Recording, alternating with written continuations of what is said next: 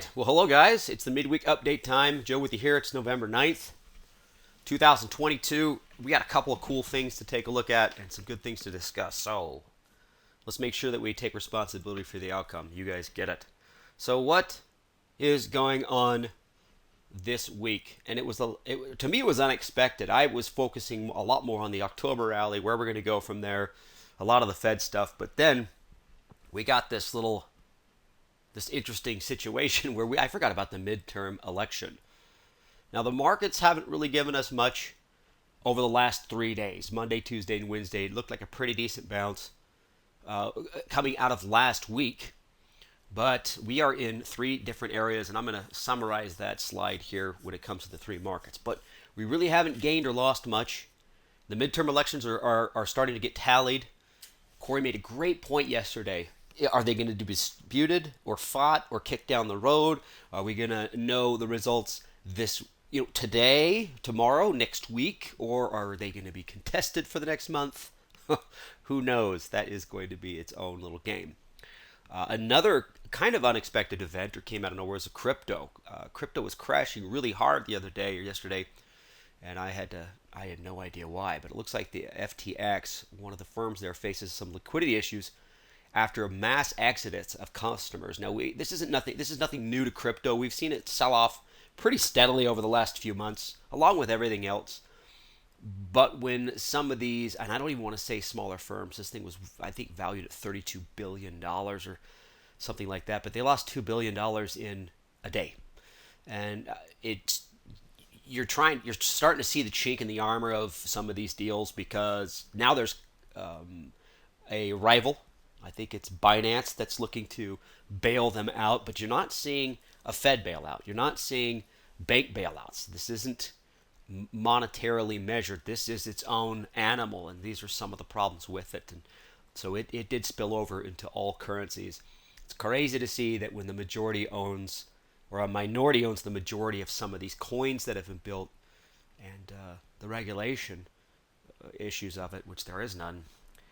It's interesting to see this happen. So we'll follow that along. One thing that was interesting, and we had this conversation last week, it actually had an impact on gold. I was saying, hey, when the markets start to fall apart, we should say gold go higher. It's actually the dollar that's moving higher. And one of you, I forget which one, I don't want to single anybody out, but thank you for the comment, said that gold is tied to crypto. And boy, if that's not the truth, it sure as heck had an impact on it yesterday. So that's its own other game. So we've got the midterm election, we've got that game, and then right here, we got a sentiment that's a little bit cautious, awaiting the election results and maybe the CPI number, which is tomorrow. So there are a couple of different things in play. Now, months ago, and you've heard me tout this many, many times, when I see that markets correct or crash, a huge spike in the volatility, it's a perfect storm. It's not one issue. It's usually one looming that got caused by another, and they all hit at once. I'm not saying that that's going to happen, but we are set up for this. Another thing that I'll make mention of, we're in the midst of earnings season, and even if companies did beat, most have projected slowdowns moving forward, if not big misses. A couple companies have come in and actually posted better than average numbers, but projected lower and have moved lower because of that. So it's going to be a very interesting holiday season. Maybe we just lock it up, folks, and enjoy Thanksgiving and Christmas and New Year's and see what happens on the other side. Okay, that's a joke. We'll figure it out. All right, so that's what I'm seeing. That's kind of what we're looking at. Corey made mention of this yesterday. Rob and Darren as well on the weekend edition. So we're all sitting in the same boat trying to make heads or tails of this. Not a lot of ideas. I just took the ones from last week. STNG's holding in there pretty good. Nothing neutral. In fact, Mosaic down there at the bottom was a neutral trade, and it's looking a little bit more bearish. So is SQ and ARC. Came from this class. It doesn't mean I don't have a whole massive pile of bearish trades to look at. Pick 'em. Tesla looks awful. Amazon falling apart. Even the mighty Chipotle. Yes, folks, the $1,600 burrito, I believe, is now only $1,400.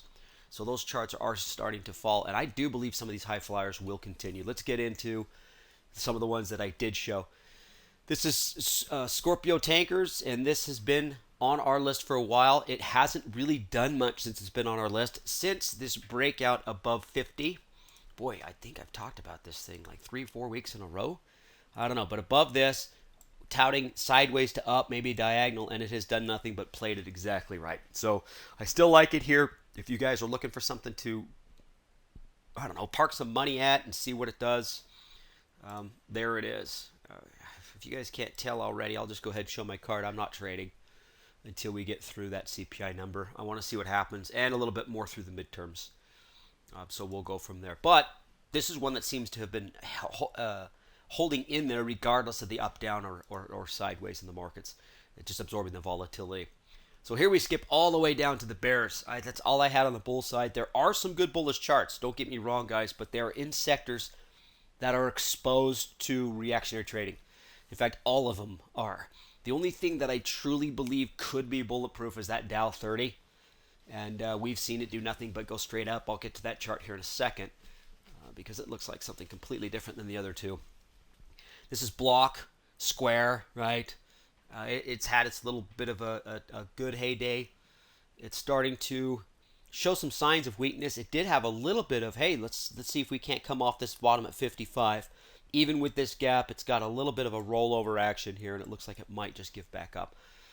It is above its support level back in June. I know I go back to this a lot, folks. I go back to that June low because if you guys can cast your minds back as far as I can, or probably further because I've got a bad memory, so do the markets, that was supposed to be the all-time low. Understand, I'm going to use this example. This was that unexpected CPI, super high. Fed comes out and says we're nowhere near. These markets were already glass half full before that fall in June. So that was the bottom. And ever since then, it's been this struggle. I know SQ, I should be doing this on the spiders, or the Qs actually. But, well, actually, yeah. But it's that optimism, thinking that that was the bottom, is really starting to fizzle out. And so I am pretty confident that we will exceed those. So I used that as a pretty good soapbox, didn't I? I should be using it on the overall markets. I'll do it again for you here. So here's ARK. ARK is one that has been up on the bear watch since before June, knowing that some of those high flyers were going to lose some of their value, especially after the stay at home, and we don't have to stay at home, we can actually go back out. So some of those high flyers like Peloton and Snapchat and Shopify and things of that nature are starting to bleed off, but I do like the current pattern on this thing. It looks really, really nice, and it has a cool support at 34 that it's just starting to slide through to the downside. I truly have no problem being bearishly exposed over the next tumultuous few days, right? The midterm results, the CPI, the Fed, and it could push pull, but I'm fine with some bears. Bulls, I'm a little bit worried about because they could be reactionary. Now, some of these bears might slowly turn around if the news is good, and then we could find and identify and then move to the bull side if that happens. But you'll see the summary slide coming up here in a second. Here's Mosaic. This was on the sideways trade, and the reason why I just moved it over to the bears because it's just got too beautiful of a closed gap going on. And once again, folks, I'm doing a series on candlesticks, and I have yet to do this, but this is down the road. This is a bearish Harami pattern. Harami patterns are super common, and they do. I think they're over 60. I just did this class. I think it's over 60% of the time that they actually confirm to a direction, or 59% of the time that it will confirm its direction. This is after a gap down. It closed the gap on the line that I drew here at 52. We have the pattern. The next move is supposed to be 59% of the time down to that area. So I like these. It's just set up. It's in the right sector. It's got that gap down where you could see that it did have some sort of reactionary news. Maybe it's earnings. And it looks like it had maybe a short cover rally or a bear rally is what it looks like. And it might roll over. So I moved it over to the bear watch. All right, so that's what we have from this class moving forward. Let's get into our market analysis. And so far this week, we've hung on to the surge that we saw coming into Thursday and Friday. Monday and Tuesday up a little bit, and here we are hesitant on Wednesday. Down a little bit today. But over the last 3 days, this is where we're sitting. The diamonds up 1.79%. The spider's about a percent, and the Q's actually just over a percent. The Russell's down a little bit. I'm not sure what is slowing that up. They're very tumultuous. The small caps, mid caps. Oil, huge drop, down 5.5%, and then gold up about 2%. And a lot of that had to do with yesterday's move, based on the reaction to cryptocurrencies. So volatile for oil and gold. Everything else is just kind of parked. The others are just kind of parked. And let's just jump into those. So this is the consolidation range. I love that Rob called it no man's land. We have used that term many, many times. But you can see we saw a very similar move June into July. We've got, let me start it from here. It's going on right there. So this move here, very similar to this move here. We know these markets consolidate before they move. This happened to be a break to the upside. I'm not saying that it's going to be a break to the upside, but it's probably poised or getting ready to break. And you'll see when I have the breakdown, we are above both averages, but I'm seeing price decreasing. And there was one other thing. Oh, what are the things I look at? Price decreasing. They're above both averages, but I don't see it getting above that resistance of 390 or 370. It has an equal chance to me, right? So the slope. That's the last thing I was going to think of, folks. We've got an upward moving 20 and a downward sloping 50. So it's just kind of, hey, where do we go from here? Well, we don't have to make that decision because we are in no man's land, and it is definitely consolidating. However, most of the time when stocks, or charts, I should say, consolidate, they usually break up or down. Now here is the second chart. Now this chart shows a much different picture. And if we were back in, let's say, late spring, early summer, late spring of last year, I would be saying, I'm ready to go. I'm ready to buy. In fact, I would have bought yesterday as it broke out of this 330 mark. Beautiful higher high, right? I can actually make the argument of one right there as well. On its way above this previous head and shoulders pattern, above all of its averages. The 20 crossed the 50 right here. Good volume on the surge. It's 100% different than the last chart. This is buy and go long and hold on, and that's what you should be doing. Now, take it into the sentiment. This is one thing that I thought was really fun about simulator trading versus being able to trade the live markets with sentiment and seeing what's in the news. Very different here. This gets you a little bit more cautious because of just what's going on. And the extension. Now, this does just measure 30 stocks, super reserve stocks, I should say, or not reserve, but risk-adverse stocks. How about that? Very large companies. They've been around a while. Defensive companies, things of that nature. So that's probably why they're doing pretty good. The Qs, another story. The SPY was consolidating no man's land. This is an obvious bear rally to a descending 50, sideways 20, falling off of support levels, broke below support at 270 with a gap, comes back up. It is touching. It's an absolute textbook bear rally, and it looks like it's almost confirming today. This is a -3, where the diamonds was a +3. Crazy, right? So what does that leave us to do? Oh, by the way, the SPY is a 0. There's not a whole heck of a lot we can do, is there? Right? All right. So let's move on to our economic reports and see if that's going to help. Well, it hasn't so far. We didn't get much. We've got, consumer credit here. Got a couple of Fed speak. NFIB Small Business Index dropped a little bit. So the Small Business Index is just confidence in businesses. Then we got some more Fed speak, so not a lot going on. I think the big thing was overshadowed with the elections. So we have the midterm elections. Those results are being churned and spit out, and I'm sure there's all sorts of fun false news and positive news and negative news out there. So if you guys want to Twitter yourselves away, go for it. Or go, put on Fox News and CNN side by side and enjoy yourselves. Okay, let's go over to what is left. Now, The CPI, obviously, we've talked about it, and I truly am going to echo what everybody said. Rob, Darren, Corey, it's going to be massive. It's the 12-month, which is going to be followed, but it is slow to change. These numbers are the most reactionary, right? The index itself and the core, but it's the 12-month change expectation that is going to be big. So if this thing goes back up to this area, we're going to have a reaction. If it's in line, I don't know what the reaction is going to be, because if the Fed expects it, we expect it, and it comes in, is the Fed still hawkish, or is he going to put his foot, pull his foot off the gas? We seem to have a market that expected that previous statement. We seem to have a market with this move to the upside, expecting the Fed to be less hawkish.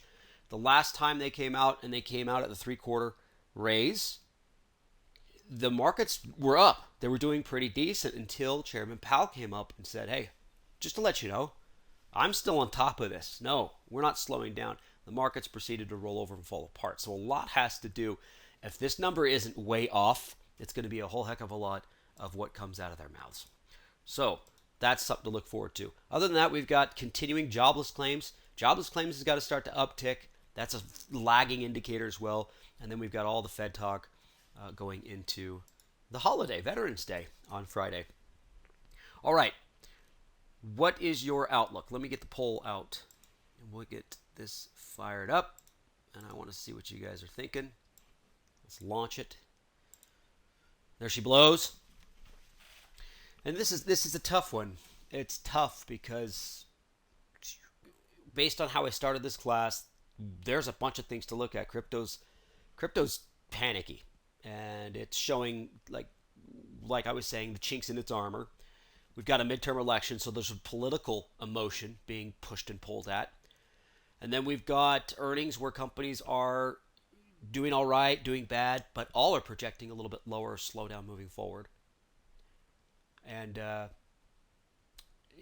we have a CPI. So we've got a whole lot of emotional news and events out there, and I'd be surprised if we get out of this week without some sort of major move, either to the upside or downside. I'd be very surprised. And I like to say optimistic. Corey used it yesterday in his end of day post. I'd like to see that. I would like to see a something outside of these ranges, up or down, to allow me to make some trades. 100% voted today. Excellent. Let's go ahead and close this bad boy and share it. So I'm going to hit the close button and share so that you guys at home can see. So 63%, 0, 44%, negative 1, 25% plus 1. I don't need to read those numbers. You can see them. But we are definitely 0 to slightly negative. I agree 100%. 100%. Let me go ahead and hide this, because the only thing I didn't do was move my slider to go to the -1 outlook on this weekly outlook. If I had to err, I would love to err to the downside. You heard me say that earlier. If I was to take some positions, they'd probably just be bearish sitting through the rest of this week. But here's that, my top down. Above the 20 EMA, above the 50, 20-50 slope is one's down, one's up. I've got zeros, absolute zeros. I've got a consolidating chart. And if you really wanted to go nuts, I can go ahead and make some small drawing here. And you really wanted to be very cautious, you wait for one of these to get exceeded, at least to the upside. Get bullish, to the downside, get bearish. Now that is playing a chart outside of anything else, no bias, just playing the chart itself. We do have all that sort of emotion and news and a bunch of sentiment that we can follow to make, or I should say confirm, the breakout or breakdown once it happens. Cool. So that's what I'm looking at. That's what I'm looking for. So let's get into the sector analysis. Finish this up a little bit, and then we'll go out and see what you guys are looking at, if there's much to look at. Weekly performance. This, once again, is from Wednesday to Wednesday. So you're seeing a whole lot of basic materials there, 7.47%. It's like, really, Joe, in the last 3 days? No. That's from Wednesday of last week to Wednesday this week. So it is a pretty good move. Once again, like I said, we had a pretty good surge Thursday, Friday of last week. So what's hurting? Consumer cyclicals, technology, utilities didn't really do much, and it's been up for a while. Communication services still holding true, but mostly just a big bounce overall. Let's get into, well, I guess there it is. Let's get into what's winning and losing in its materials. Materials looks just like the Dow. It's got that nice break above its resistance, in this case about 76, right? We'll call it that. 75 and a half. But it's parked itself up here, and it's got this, well, now what do I do? Well, it's got resistance up at this area, sideways to up. Throw a diagonal on that, see what it does in a week. Throw on another one, see what it does in a week. If you want to play that game, I'm fine with it. Between materials and utilities, might not be a bad strategy. If you want to slow play, if you want to play something longer, if you want to wait for the volatility, then by all means, please do. Here is the consumer discretionary. I use IYC, and it has a very nice descending triangle pattern building. It's not quite there because there's a little bit of a hiccup that it had the low of October before it took off. But it's very definitely threatening it. It's definitely threatening it. It's got a really nice descending triangle pattern. I'd be comfortable even if it slipped below 58. You can see these areas here. I don't need to see this one broke. I think that might be enough, especially when it comes to discretionary. These are all those high flyers that have a lot to give up. A lot of these companies, they've lost a lot percentage-wise, but there's still a lot of meat on that bone. So they can go lower. All right, let's get to the conclusion here. We're still in the no man's land. I like that coin, that phrase that Rob used on the weekend. We're on the no man levels on the SPY. I like the symmetrical triangle pattern. A break to the up or downside makes sense. I'm definitely going to show bias and think it's going to go bearish. Diamond's consolidating at new highs, right? It just set a new high. It looks like it's breaking out and consolidating there. And then the Qs are confirming a beautiful bear rally at resistance of the 20-day. It gapped down, filled the gap. It's got the Harami pattern, remember? So 3 different stories. So sentiment, this was fun for me to play with. So cautious, question mark. Earnings are not the best. Many companies are projecting lower, and they're getting punished for it. People are abandoning those based on those forward projections. Even Apple's starting to slip. And Apple was one of those nice ones that made it through okay unscathed, but it's not really blown out or going any higher. It's actually kind of slipping. Bottom fishing, absolutely. I truly think that last rally was bottom fishing primarily, and then Fed timing. Lots of that. People trying to get ahead of the Fed, think what Powell's going to think of next. You know, if things are looking really good and it can't be any worse. So I'm seeing all of these all at once, and it's creating this 3-directional market, right? CPI should be another volatile event tomorrow. Election results or issues with them could also create volatility. Just be aware of that, guys. If you don't like it like I don't, and it stinks, let's just plug our nose and just watch. We don't have to plug and buy and plug and sell. Let's see. Let's let the pawns fight each other and crawl. And if they catch the bottom, good for them. I don't care. I'm not going to put my money out there to guess. All right, let's go take a look at the markets. We are, first of all, let's jump out and see what they've been doing. Ooh, we're slipping. We're slipping. And I think a lot of that could be just not knowing the election results. Understanding not knowing is bad news to us. We are social animals, and we want to know what's going to happen. If we don't know what's going on, we panic a little. I imagine that's what we're seeing. The currency stuff is probably not helping either. All right, what do we got? Let's go to the polls here, or not the poll, the question box, and start. Joe, we're going to start with reacted to the $20 resistance. This is LI. I hope I'm typing in the correct ticker symbols here. Yep, looks like it. Okay, so we got reacted to the $20 resistance area on a bear rally. Yes. Looking at a 17.5 bear call spread. Let's take a look at it. 14.5. What was the other one? 17.5, just barely above. Hopefully I got that 14.5 right. I imagine that's what we're talking about, this little pivot point here. Sure, I love it. And is that a call? Bear call spread, so sideways to down. Yep. Yeah, a little bit of a credit there. I like it. Gapped up, looks like it might be slipping off. I mean, it is below resistance levels, so that's cool. The 20 might try to keep it up, but I don't know. I don't know. It does have an ominous feel to it. What are we here? Consumer cyclical auto manufacturing out of China. Yeah, these have been strong, and how quickly they turn and get weak. Remember us talking about this? Remember back in here talking about all these Chinese auto manufacturers? They're like, hey, they're doing great. They're outperforming. And they did. They created a lot of opportunity to the upside, but I got to agree with you there, Justin. Or excuse me, Joe. Looks good. All right, let's get on to the next. PM, cup and handle. Robert sees a cup and handle. Oh, yeah, look at this. All righty. Okay. Yep. November 18th, 92.95. Let's see. Oh, there's a question mark on the end of that. Yeah, I like it. 95 is a good target for this. It is. You get some consolidation in this area. I haven't zoomed in on this, so we can see a little bit further back. A little resistance there. If we can get above it, that's nice. Let's carry that line over. Yeah, 95 would be a great target. 92 and a half. Or 92. Sure, yeah. Slightly in the money. Now that I have done all that fun drawing, let's take a closer look at it. Because I do like it. Yeah. It's a lot clearer when you zoom in a little bit, but I'd be fine going 96, 98, somewhere around there. Sure, but 95 is great. I like it. Let me write that down.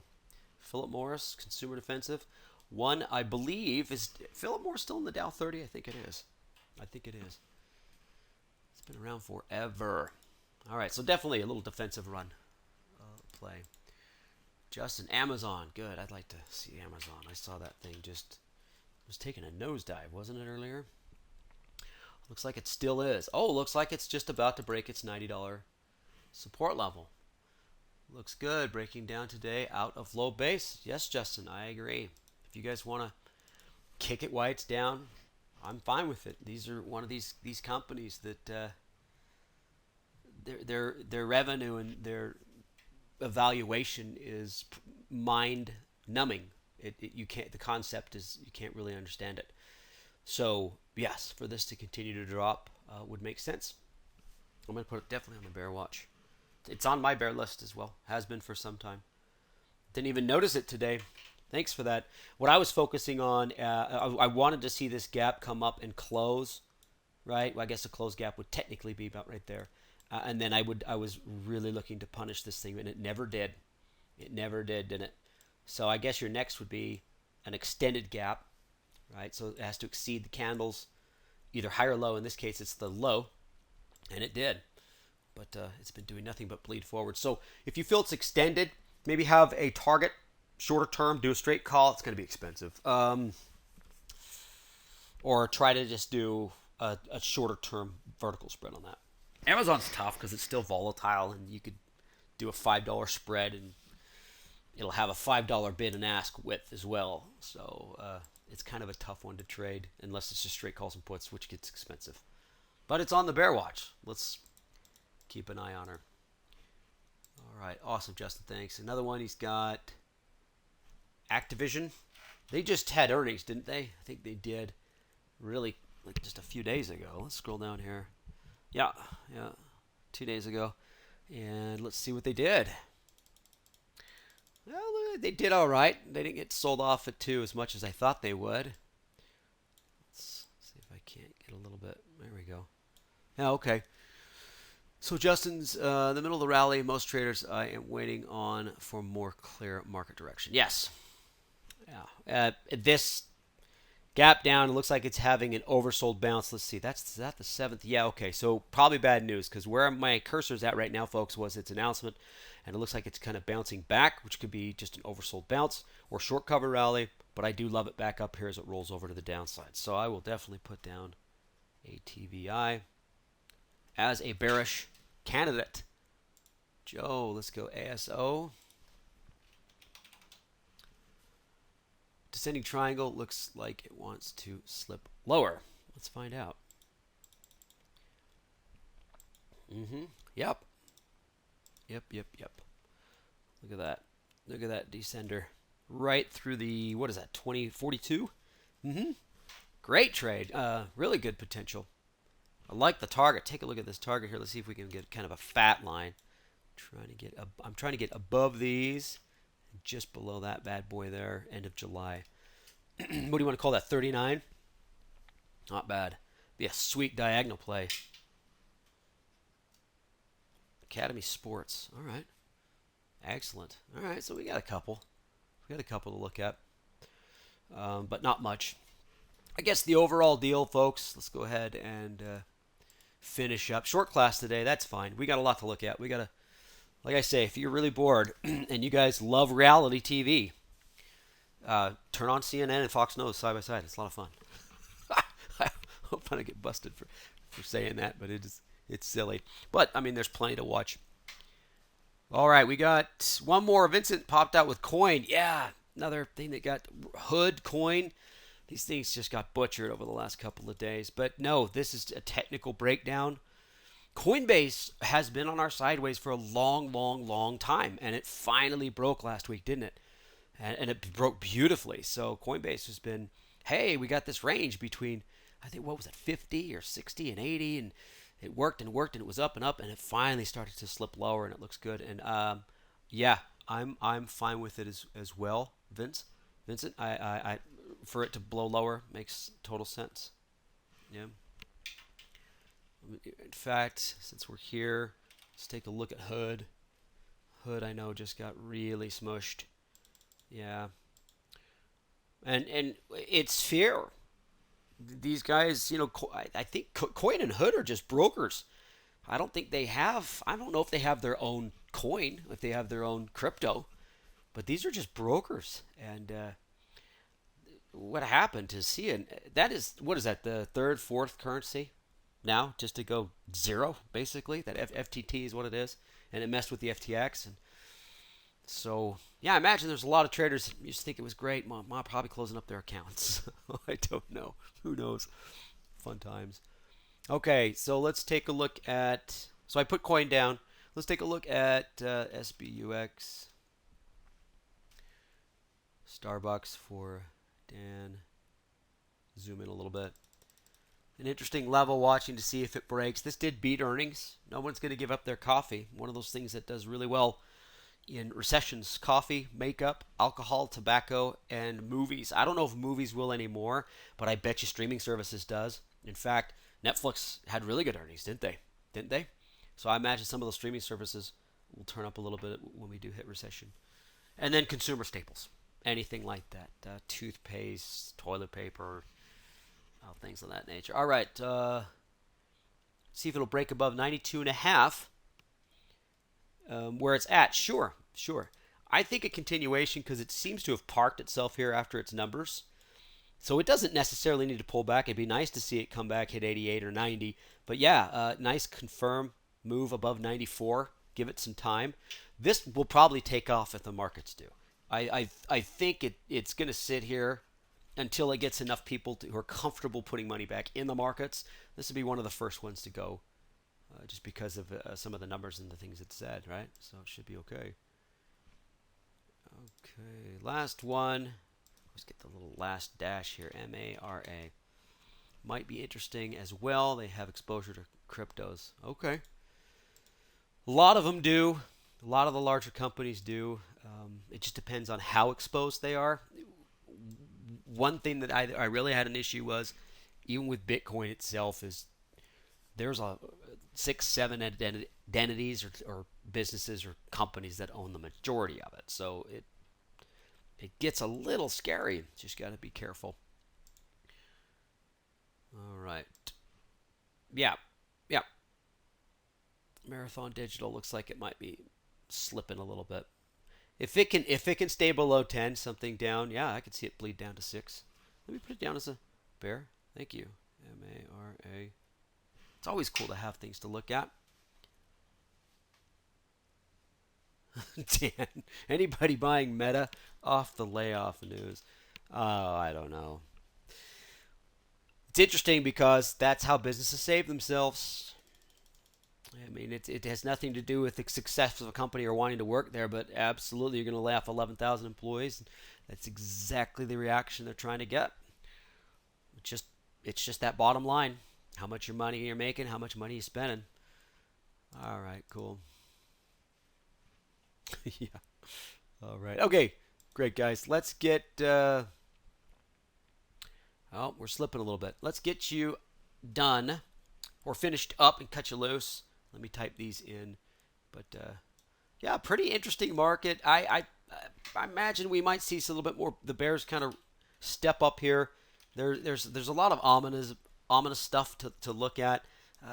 In worries about things we haven't perceived, but that CPI number, there might be a lot of people just trying to exit before that CPI number, right? It's like, hey, if I don't have to take the risk, I won't. That could be it, or worries about the midterm results. So, decent little sell-off going on right now. We'll see how it goes for the rest of the day.